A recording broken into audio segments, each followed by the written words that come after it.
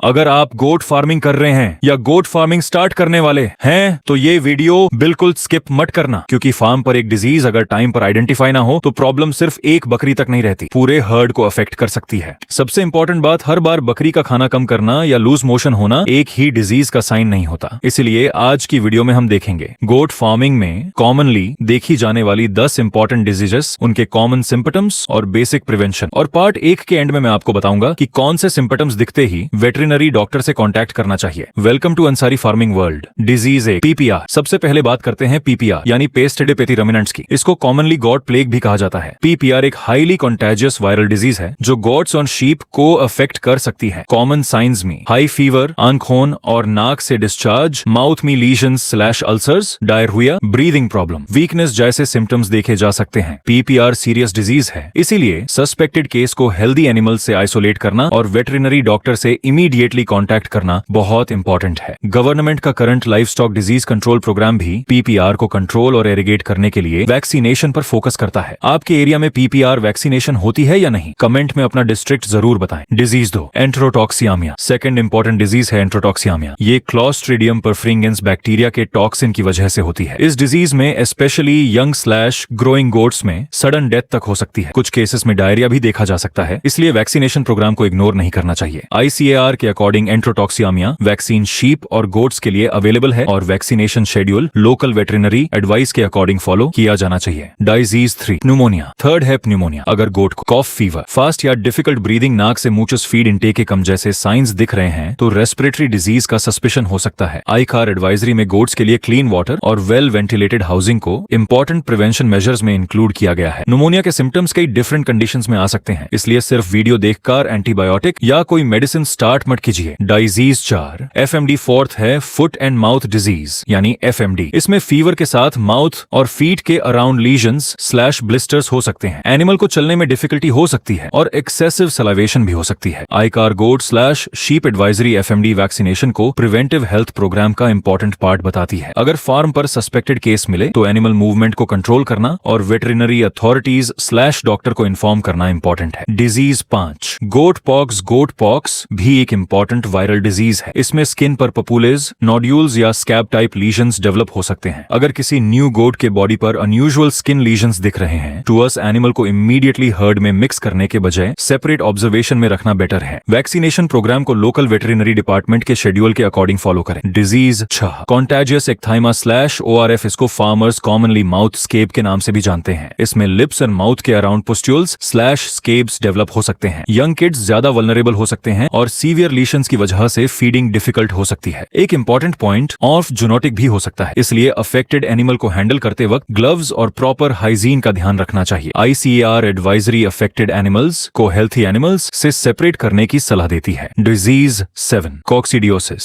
Specially young kids में diarrhoea की problem को लाइटली नहीं लेना चाहिए। कॉक्सीडियोसिस एक इंपॉर्टेंट इंटेस्टिनल डिजीज है जो यंग एनिमल्स में प्रॉब्लम क्रिएट कर सकती है। साइंस में डायरिया, वीकनेस, डिहाइड्रेशन और ग्रोथ पर इफेक्ट हो सकता है। यहाँ क्लीन, ड्राई और हाइजीनिक किड शेड बहुत इंपॉर्टेंट है। आईसीएआर की रीसेंट एडवाइजरी भी यंग गोट्स में कॉक्सीडियोसिस प्रिवेंशन के लिए मैनेजमेंट मेजर्स पर फोकस करती है। Disease 8, internal parasites / worms. Goat farming में वर्म्स को इग्नोर करना भी कॉस्टली हो सकता है। Possible signs, weight gain, slow weakness, rough hair coat, poor body condition, diarrhoea, anaemia in some parasitic infections. लेकिन एक इंपॉर्टेंट मिस्टेक, हर 10 से 15 दिन में रैंडमली डीवर्मिंग करना साइंटिफिक अप्रोच नहीं है। Deworming schedule farm, parasite burden, season और वेटरिनरी एडवाइस के अकॉर्डिंग डिसाइड करना बेटर है। आईसीएआर की 2025 एडवाइजरी गोट्स और शीप के लिए पीरियोडिक डिवर्मिंग और पैरासाइट मैनेजमेंट की रिकमेंडेशन देती है। Disease 9, diarrhoea related problems. Goat farmer को एक रूल याद रखना चाहिए, लूज मोशन बराबर एक डिजीज का नाम नहीं है। डायरिया के मल्टीपल कॉजेस हो सकते हैं, इन्फेक्शन, पैरासाइट्स, न्यूट्रिशनल प्रॉब्लम्स। अगर डायरिया के साथ गोट वीक हो रही है, पानी नहीं पी रही, ब्लड आ रहा है, फीवर है या डिहाइड्रेशन के साइंस हैं तो वेटरिनरी हेल्प लेना इंपॉर्टेंट है। स्पेशली किड्स में डिहाइड्रेशन बहुत क्विकली सीरियस हो सकती है। Disease 10, brucellosis.